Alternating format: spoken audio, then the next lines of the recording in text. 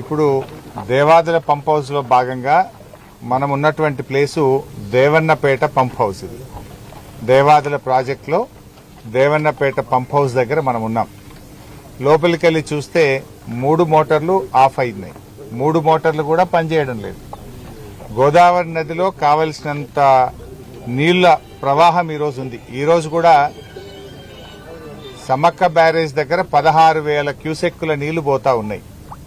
నదిలో నీళ్లున్నాయి, రైతాంగానికి నీళ్లు అవసరం ఉంది. కానీ దేవన్నపేట మన పంప్ హౌస్ లో 3 మోటార్లు కూడా ఆఫ్ చేసి పెట్టారు. మీ అందరికీ తెలుసు, గత సంవత్సరం మార్చి 18వ తేదీ 2025 మార్చి 18వ తేదీ ఈ జిల్లా ఇన్ఛార్జ్ మంత్రి పొంగులేటి గారు, జిల్లా మంత్రులు వచ్చి ఇక్కడ హడావిడి చేసినారు. మోటార్లు ఆన్ చేస్తున్నాం, ఇక ఎంత రాత్రి అయినా సరే ఇక్కడనే బండుకుంటాం, మోటార్లు ఆన్ చేసే పోతాం ఇడికేలని పెద్ద పెద్ద మాటలు మాట్లాడారు. మోటార్లు ఆన్ చేయకుండానే గాలి మోటార్ ఎక్కిండ్రు, హైదరాబాద్ చేరిండ్రు. గత సంవత్సరం ప్రభుత్వ నిర్లక్ష్యం వల్ల సకాలంలో ఈ పంప్ హౌస్ మోటార్లు ఆన్ చేయకపోవడం వల్ల 60,000 ఎకరాల్లో పంట నష్టం జరిగింది.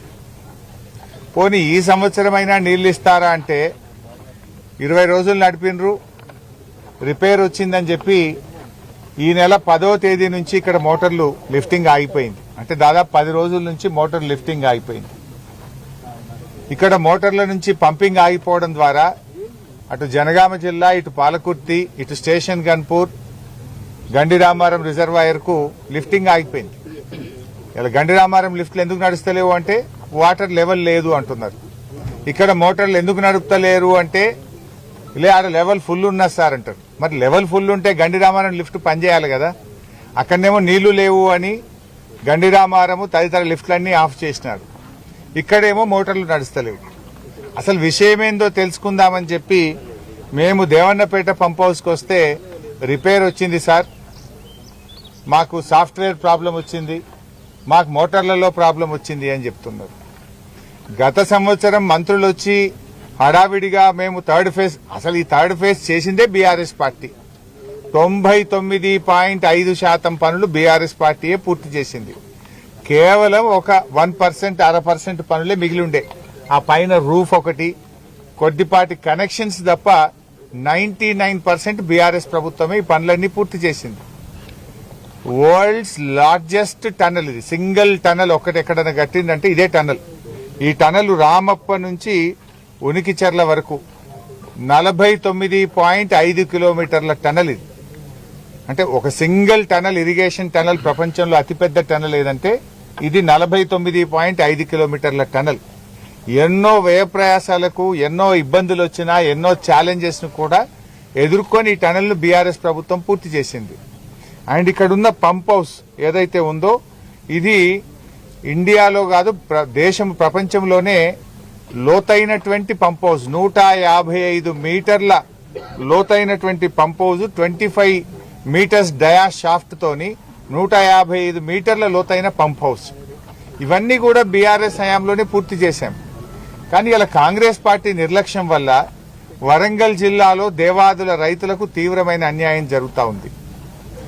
ఆ రోజు దేవాదులకు అన్యాయం చేసింది కాంగ్రెస్ పార్టీ. 10 ఏళ్ల కాంగ్రెస్ పాలనలో దేవాదుల ప్రాజెక్టు పనులు నత్తనడిక నడిచాయి. మళ్లీ ఈ రోజు కాంగ్రెస్ ప్రభుత్వం అధికారంలోకి వచ్చి 2.5 సంవత్సరాలుగా వస్తుంటే దేవాదుల ప్రాజెక్టు పనులు ఎక్కడేసిన గొంగల అక్కడే అన్నట్టు 2.5 సంవత్సరాలుగా అంగుళం కూడా ముందుకు పోవడం లేదు. అసలు దేవాదుల ప్రాజెక్టును అద్భుతంగా తీర్చిదిద్దింది కేసీఆర్ గారు.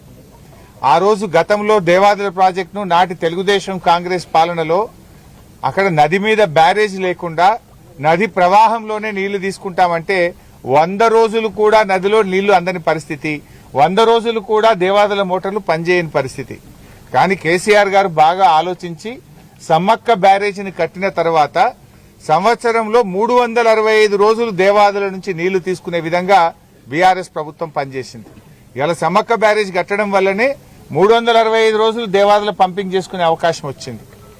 ఇలా ఆనాడు 25 టీఎంసీలు మాత్రమే దేవాదులకు నీటి కేటాయింపులుంటే నాటి కేసీఆర్ గారి ప్రభుత్వం దేవాదుల నీటి కేటాయింపులను 60 టీఎంసీలకు పెంచి ఈ జిల్లాలో 6.5 లక్షల ఎకరాలకు దేవాదుల కింద నీళ్లు ఇవ్వడానికి ప్రణాళికలు చేసింది, పనులు చేసింది బీఆర్ఎస్ ప్రభుత్వం.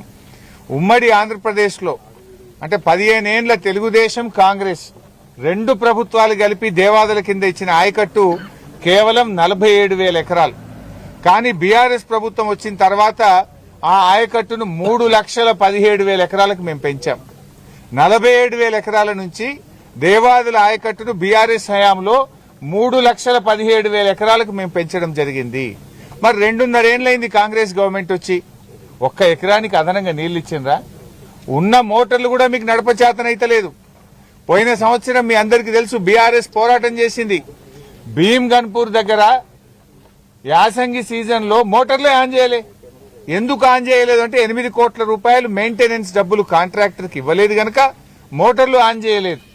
లక్షలాది ఎకరాల్లో పోయిన సంవత్సరం వరంగల్ జిల్లాలో పంట నష్టానికి కారణం కాంగ్రెస్ పార్టీ నిర్లక్ష్యం, ఈ జిల్లాలో ఉండే మంత్రులు, ఈ జిల్లా కాంగ్రెస్ నాయకుల నిర్లక్ష్యం వల్ల దేవాదుల మోటార్లు ఆన్ చేయలే. 8 కోట్ల రూపాయలు లేవా? 8 కోట్లు మెయింటెనెన్స్ కి ఇవ్వకపోవడం వల్ల మోటార్లు ఆన్ చేయలే. బీఆర్ఎస్ పోరాటం చేస్తే 45-50 రోజుల తర్వాత అప్పుడు 8 కోట్లు ఇచ్చి మోటార్లు ఆన్ చేసింది. 45-50 రోజుల్లో ఎన్ని నీళ్లు లిఫ్ట్ చేస్తుండే, ఎన్ని లక్షల ఎకరాలకు నష్టం చేసిండ్రు? దాదాపు 700-800 కోట్ల రూపాయల పంట నష్టం గత సంవత్సరము జరిగింది. ఇప్పుడు కూడా మా బాధ ఏంటంటే మీరే సాక్ష్యం. లోపల పోయి చూస్తే 3 మోటార్లకు 3 స్విచ్ ఆఫ్ ఉన్నాయి. యాసంగి పంట లక్షల ఎకరాల్లో వరంగల్ జిల్లాలో, కరీంనగర్ జిల్లాలో వరి సాగు చేస్తా ఉన్నారు. ఎందుకు మోటార్లు బంద్ చేసినారు? ఇది నిర్లక్ష్యం కాదా? ఈ టైంలో మోటార్లు బంద్ చేస్తారా? నదిలో నీళ్లున్నాయి, చూస్తే దేవన్నపేట పంప్ హౌస్ లో 3 మోటార్లు బంద్ ఉన్నాయి. గతంలో కూడా మంత్రులు వచ్చి హెలికాప్టర్ వేసుకొని వచ్చి ఈయనే వంటాం, ఈయనే ఉంటాం, మోటార్లు ఆన్ చేసిపోతామని ఉత్తగానే పోయినరు. తర్వాత ఏదో స్టార్ట్ చేసిండ్రు, 2 రోజులకే మోటార్లు ఆ టనల్లో లీకేజ్ వచ్చింది, బంద్ పెట్టిండ్రు. పోయిన సంవత్సరం 60,000 ఎకరాల పంట ఎండిపోయింది. ఇప్పుడు ఈ సంవత్సరం అయినా సరిగిస్తారంటే ఇప్పుడు కూడా మోటార్లు బందే ఉన్నాయి.